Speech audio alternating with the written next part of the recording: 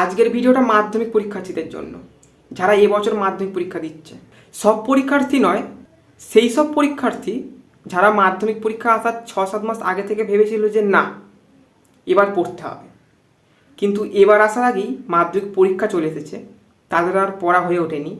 যারা এখন ভাবছে আগে থেকে পড়লে ভালো হতো, মনে হয় সব কিছু শেষ হয়ে গেল। কিচ্ছু শেষ হয়নি। আমি বলছি মাধ্যমিকটা কোনো পরীক্ষাই নয়। আমি বলছি, প্রমাণ আছে পুরো আমার কাছে। তোমরা 12 ফেল মুভি দেখেছো? 12 ফেল করার পর একজন কত উপরে চলে গেল। তার মানে এই নয় যে লাইফে সাকসেস হতে গেলে 12 ফেল করতে হবে। তোমরা চাইলে 10 ফেলও করতে পারো, কারণ 10 ফেল মুভি এখনো তৈরি হয়নি। তোমাদের হাতে একটা সুবর্ণ সুযোগ আছে নিজের লাইফ নিয়ে মুভি বানানোর। আর মাধ্যমিকের রেজাল্ট কোনো কাজে লাগে না। আমি বলছি পুরো, আমার নিজের মাধ্যমিকের রেজাল্ট হারিয়ে গিয়েছিল, পরে একটা লোক কুড়িয়ে পেয়ে সেটা থানায় দেয়। পুলিশ আমার মার্কশিট দেখে নিজে কনফিউজ হয়ে গেছে যে এর মার্কশিট হারিয়ে গেছে নাকি ইচ্ছা করে ফেলে দিয়ে চলে গেছে। একটু বেশি নাম্বার পেলে সায়েন্স, আর নয়তো আর্টস বা কমার্স, এই তো। আর যারা প্রথম থেকেই আর্টস বা কমার্স চাইছো তাদের তো বিন্দাস, পড়ার দরকারই নেই। আর এমনিতেও তোমাদের সোসাইটি স্টুডেন্ট বলে মনেই করবে না যখন শুনবে আর্টস বা কমার্সের স্টুডেন্ট। রাস্তায় যখন দেখা হবে আর যখন জিজ্ঞেস করবে কোন স্ট্রিম, যখন তুমি বলে দেবে আর্টস, এমনি তোমার সাথে কথা বলবে না। আর যারা সায়েন্স, তারা প্রথম 2 বছর একটু রেসপেক্ট পাবে, তারপর যখন জব পাবে না তখন সব থেকে বেশি ডিসরেসপেক্ট তারাই পাবে। কোনো চাপ নেই। আর যারা সায়েন্স নিয়েছে তারা যে সবাই সায়েন্টিস্ট এটা ভাবার কোনো দরকার নেই।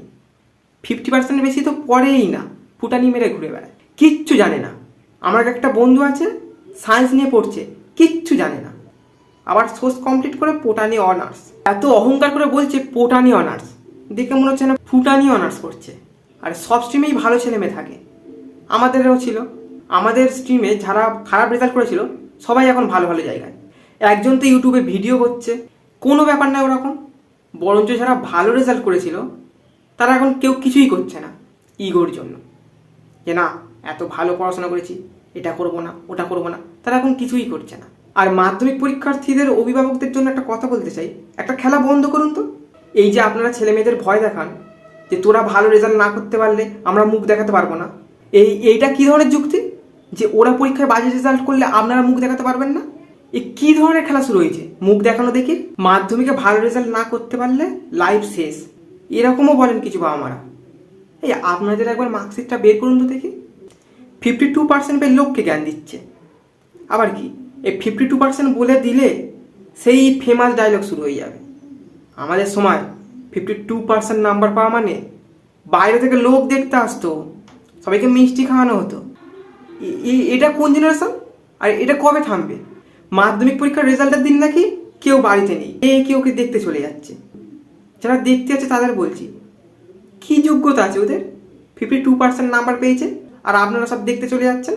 বাড়িতে কি কোনো কাজকর্ম নেই নাকি নিজেদের? তাই ভাবছি 52% নাম্বার পেয়েছে আর দেখতে চলে যাচ্ছে।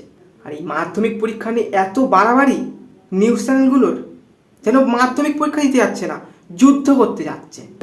আলাদাই ক্রেজ। সেন্টারের সামনে সাংবাদিক মাইক নিয়ে, ভালো লাগছে, কেমন লাগছে পরীক্ষা দিতে এসে, টেনশন হচ্ছে? স্টুডেন্টগুলো বলছে আগে হচ্ছিল না, হারামজাদা তোদের মুখগুলো দেখে এবার হচ্ছে। যারা কোনোদিন চাপ নেয় না তারাও টেনশনে পড়ে যাচ্ছে সবাইকে দেখে, যে না মনে হয় মাধ্যমিক পরীক্ষা দিতে আসলে টেনশন নিতে হয়, চাপ নিতে হয়, এটা মনে হয় রুলস। কিন্তু আমার কেন হচ্ছে না? এক্সাম সেন্টারের সামনে সাংবাদিক বোঝাচ্ছে টেনশনের কিচ্ছু নেই। টেনশনের কিচ্ছু নেই তো তুই কেন এসেছিস হারামজাদা মাইক ফাইক নিয়ে টেনশন দিতে? সব বাড়িয়ে বলে মাধ্যমিক এই মাধ্যমিক ওই, কিচ্ছু না, কোনো ম্যাটার করে না মাধ্যমিকের রেজাল্ট ফেজাল্ট। সব বিন্দাস পরীক্ষা দিয়ে যাও। আর যাওয়ার আগে আমার চ্যানেলটা সাবস্ক্রাইব করে দিও।